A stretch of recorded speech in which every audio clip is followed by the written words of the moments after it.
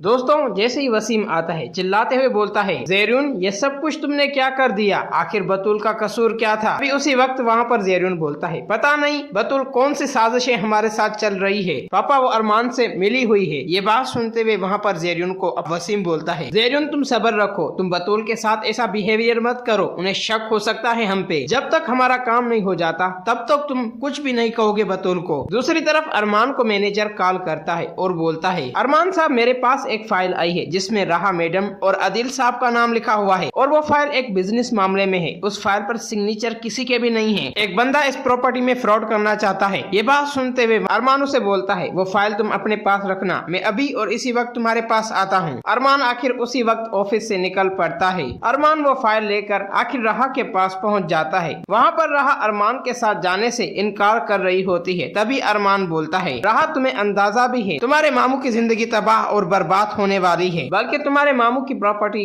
और तुम्हारी प्रॉपर्टी सारी आसिया और ज़ेरुन और वसीम हड़पना चाहते हैं। ये बात सुनते हुए वहाँ पर राहा हैरान रह जाती है। तभी वहाँ पर अरमान सारे सबूत राहा को दिखा देता है। राहा जैसे ही सारे सबूत देखती है चौंक जाती है। उसी वक्त वहाँ पर अरमान और राहा एक साथ आखिर आदिल के घर की तरफ निकल पड़ते हैं। तभी वहाँ पर ज़ेरुन और वसीम एक साथ आदिल के पास आते हैं और वहाँ पर आते ही वसीम बोलता है, आदिल साहब आपने अभी तक उस फाइल पर सिग्नेचर क्यों नहीं की, हमें बिजनेस मीटिंग में वो फाइल काम आएगी। ये बात सुनते हुए वहाँ पर आदिल बोलता है, मैं खुद बहुत जल्द ऑफिस आ जाऊंगा, ज़ेरुन तुम्हें कोई जरूरत नहीं है ये सब कुछ मीटिंग्स वगैरह करने की। जैसे ही ज़ेरुन ये बात सुनता है और ज़ेरुन का बाप अंदर ही अंदर गुस्से में वो भड़क रहे होते हैं, लेकिन वो आदिल को कुछ नहीं बोलते। वहाँ पर वो खामोश रहते हैं। तभी आसिया अपनी चाल चलना शुरू कर देती है और बोलती है, आदिल क्या आपको ज़ेरुन और वसीम पर यकीन नहीं है। तभी वहाँ पर राहा और अरमान आ जाते हैं। राहा आते ही बोलती है, आदिल मामू इन दोनों पर यकीन और एतबार करने की कोई जरूरत नहीं है। तभी वहाँ पर आसिया आ जाती है और बोलती है, ए लड़की तुम फिर यहाँ पे आ गई, जिसकी वजह से वहाँ पर राहा आसिया को धक्का देती है और बोलती है, मुझसे दूर हटो, मैं तुमसे बात करने नहीं आई, तुम्हारी वजह से आज मामा इस दुनिया में नहीं है। ये बात सुनते हुए वहाँ पर आदिल हैरान रह जाता है और बोलता है, राहा ये सब कुछ तुम क्या बोल रही हो। वहाँ पर राहा रो रही होती है और बोलती है, आदिल मामू आखिर जो कुछ भी आज मैं आपको बताने वाली हूँ उसके बाद जो सजा चाहे आप मुझे दे सकते हैं। ये बात सुनते हुए वहाँ पर आदिल हैरान रह जाता है। उसी वक्त वहाँ पर राहा अरमान से मोबाइल लेती है और आसिया की रिकॉर्डिंग सबके सामने खोल के रख देती है। फिर आसिया चिल्लाते हुए बोलती है, आदिल इसकी बातों पर यकीन मत करना, ये सब कुछ झूठ बोल रही है। वहाँ पर अरमान वो फाइल लेके आता है जिसपे आदिल ने सिग्नेचर करने थे, जिसकी वजह से अरमान आते ही वहाँ पर आदिल को फाइल देता है और बोलता है, ये आपकी प्रॉपर्टी हड़पना चाहते थे वसीम ज़ेरुन, जो कि आपसे फ्रॉड करना चाहते थे बिजनेस के मामले में। ये बात सुनते हुए वहाँ पर वसीम और ज़ेरुन डर जाते हैं और वहाँ से भागने की कोशिश कर रहे होते हैं। तभी वहाँ पर अरमान पुलिस को आवाज देता है। अंदर पुलिस आ जाती है। पुलिस इंस्पेक्टर आते ही ज़ेरुन, वसीम और आसिया को अरेस्ट कर लेती है। दोस्तों अगर आप लोगों को ये वीडियो अच्छी लगी है तो इस वीडियो को लाइक करें।